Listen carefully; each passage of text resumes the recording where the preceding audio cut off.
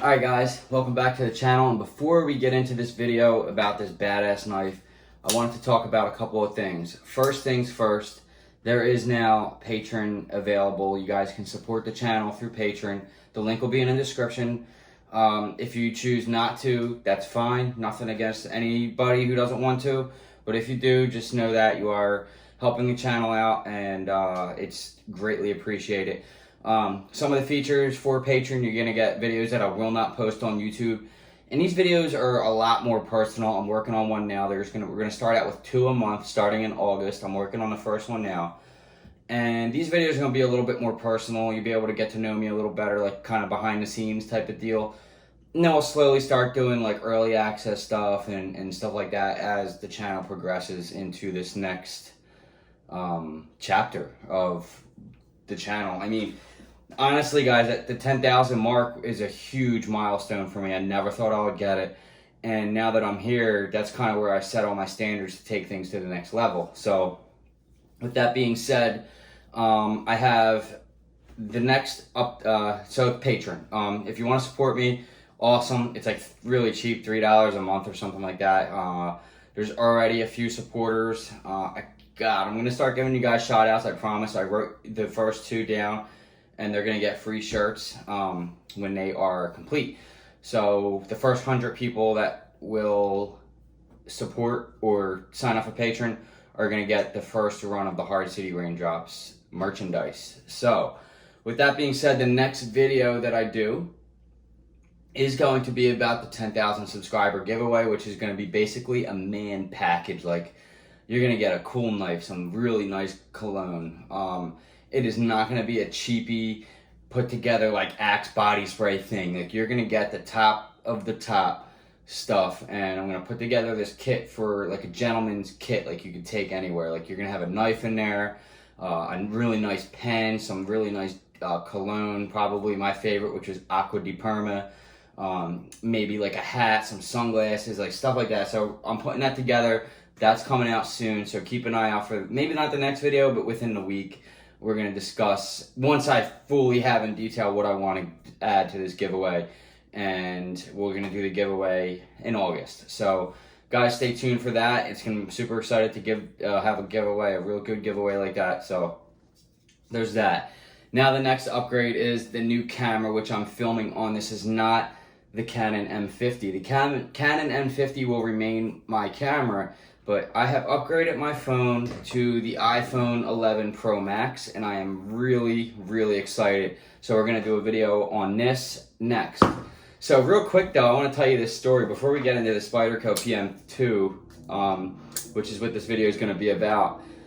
So my Note 10 Plus 500 gig, what's going on is it has this fault that says low battery charge, whatever. It won't charge because the battery is, I'm sorry, not low battery. It says charging is too cool, so the phone won't charge because it's too cool.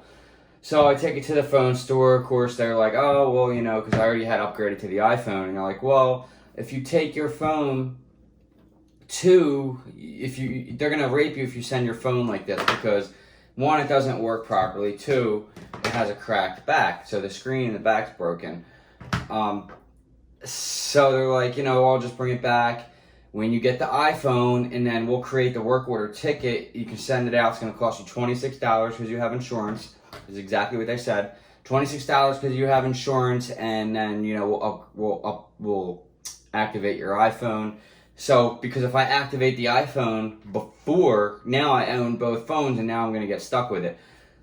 So I go back today to activate my iPhone and create the work order ticket for this, and they tell me now that it's the motherboard chip or whatever, which it probably is. But now so basically, these are phone technicians whose job is only to fix a phone, and they can't do it because it's a motherboard.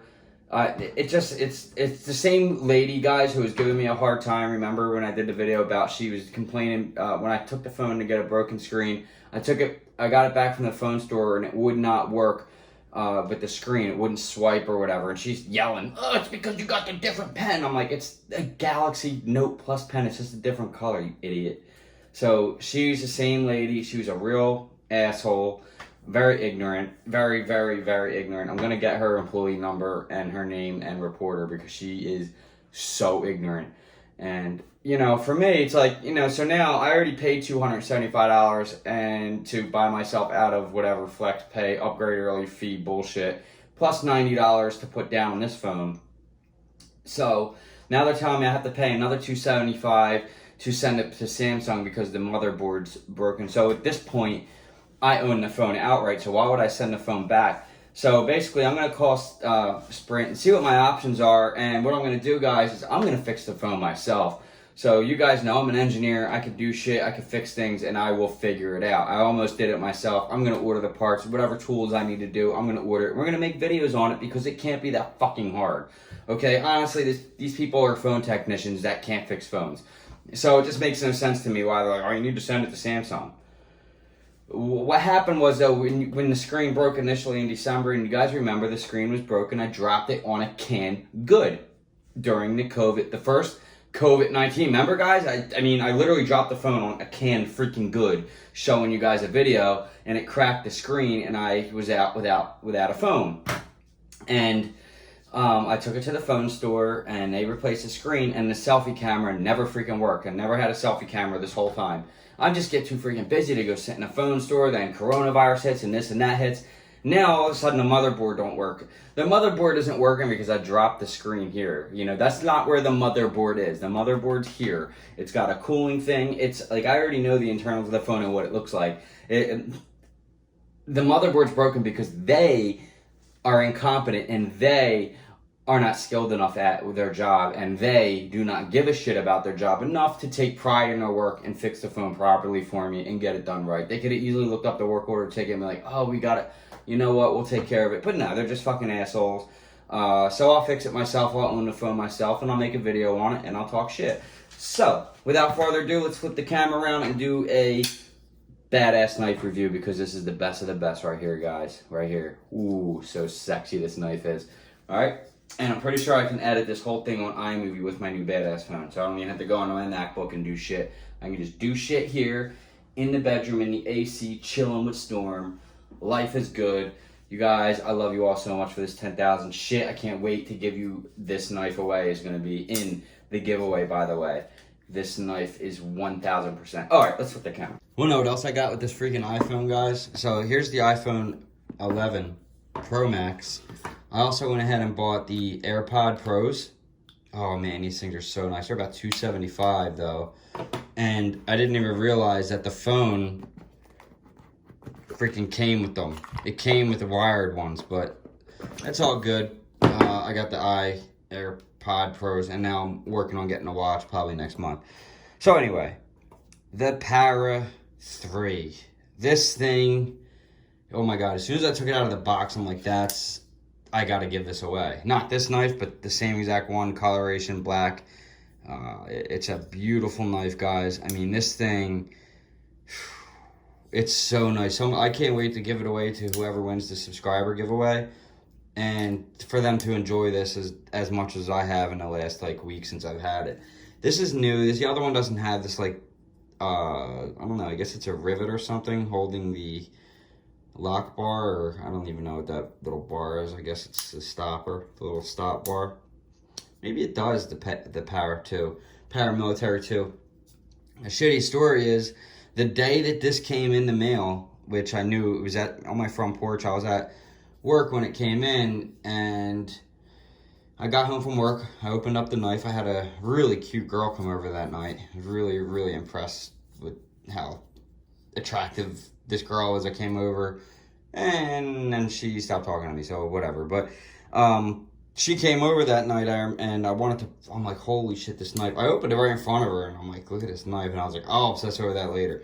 We've been talking for quite some time. I think just right now, we're just in a confusing thing, but I hope I get to see her again. She was awesome. Anyway, so this knife, I realized though too, I'm like, well, where's my other one? I can't find the freaking Para 3 or Paramilitary 2 anywhere. It's gone. I'm gonna take it as a loss. It's been about 2 weeks now. Haven't seen it, and you know, is what it is. But this knife here, guys, it's a lot smaller than your Paramilitary 3. 2. Oh my God. It's about maybe, I don't know, that's the Kaiser. Trying to think of something it might have been the same size as the steel wheel. So, you know, I don't have it here to compare. You guys know I had the knife for a while, but I don't have it anymore. So that kind of sucks, right? It is what it is. It's not even in my freaking knife case anywhere. And, you know, it is what it is. But it was probably about the size of the ZT. Nah, the ZT's, I don't know. So, the Spyderco Power 3. Same steel. USA, Earth, Colorado, Golden, Colorado. S30V CPM, S30V steel. Really nice steel. Really hard to sharpen in my opinion. And it's really got a good center. What I like is this jimping that continues on the liner lock and then it continues up into the knife. You get a really good grip on it. You have a little bit of room to do some finer detail work here. The way the scales are made and ground at the end, there's really nice all around the edges here. Just you could tell there's the quality control that Spyderco goes through with every single knife. It's just unbelievable. And that's why they're the best in the business, in my opinion. There's no one that really compares. This, for guys, honestly, the Spyderco Power 2, Power 3, it might be the greatest knife ever invented. Now, there are a few flaws. I'm going to name them right now. 1, the sharpening choil. If this knife had 2 things, a sharpening choil and a deep carry knife, it would easily by far be the greatest knife ever created. There would be nothing better than this knife as far as budget, as far as quality and the steel and the craftsmanship of it, the design, just the way it cuts through just about anything, just the way today, Junior! The design of the blade is fantastic. The Spidey hole, you know, it's just a super fun knife to play with. You got your regular flick, you got the spider drop, you know, and then you got your what else? I don't know. I think you can open it with like 30 different ways or something. But, you know, Spidey drop's my favorite. Little twirly hand thing there. And it always falls right back into place. Just the way this knife, oh man, it's just so sexy. I put a little bit of, what's it call it stuff in there. Oh my God. That's just why somebody's going to watch the video like, you're not a knife guy. Well, then why do I have 30 knives? Anyway, nano oil. I put a little bit of that in there. And it helps. I didn't touch the pivot or anything like that. I felt like like the last one I did that to, my Power 2, I fought with it for a while to get it right again. I just left this one alone, and I wanted it to break in, and it's been just breaking in so nicely, guys. Like, just listen to that freaking thing lock up. It is a liner lock blade, so that means the liner locks it. You know, you got like it's almost 50%, really. It's like probably 70, but the centering of the blade is absolutely perfection. No problems there. You got a big old lanyard loop. You can put just about any freaking lanyard you want through there. I choose to leave it out of this. I am going to put a deep carry clip on there. That is a must have. I was planning on putting the same one for my PM2, my Paramilitary 2 on here, but I can't find the knife, so I'm going to go MXG or Casey Lynch. And those of you who are new to the knife game, this is a deep carry clip. The benefits of that is that when it doesn't stick out of your pocket, it's not as easy to fall out of your pocket when you have this much of your $250 knife sticking out of your pocket. You know, it's just, I don't know. I don't get why they still haven't put this knife on a deep carry clip. It just makes no sense. Why? Now, it does look good. I like the clip designs, almost absolutely perfect the way they designed the clip. It's a really strong clip. I use this knife for work, although so many guys are like, I would never carry that to work. I'm like, guys, this is a tool. This is not something you're going to be like putting on a knife case. This is a tool. Use it hard because it's a hard used tool. It's going to last you. Now, the issue is what I have is with sharpening. I'm really bad at sharpening, but I'm learning. I'm continuing to keep trying, and I will master it. I have everybody always asks me what sharpener I have. I have the Spyderco Stones. I also have the Ken Onion thing where you go through. Maybe I'll make a video on it to show you guys how bad I am. But with the Ken Onion one, the belt-driven one, it'll hit the edge. That's why you need a sharpening tool on these knives. And if you don't know what a choil is, that's right here. So when you're sharpening, you don't have to go, you don't lose that little bit of sharpness all the way to the edge there. And so I just really enjoy knives that have a choil because it just makes it a lot easier to sharpen, in my opinion. So this knife, even the Paramilitary 2, oh my God, I'm gonna fuck this up every time. Always gave me an issue sharpening it, but that's the one knife I always was able to get sharp again.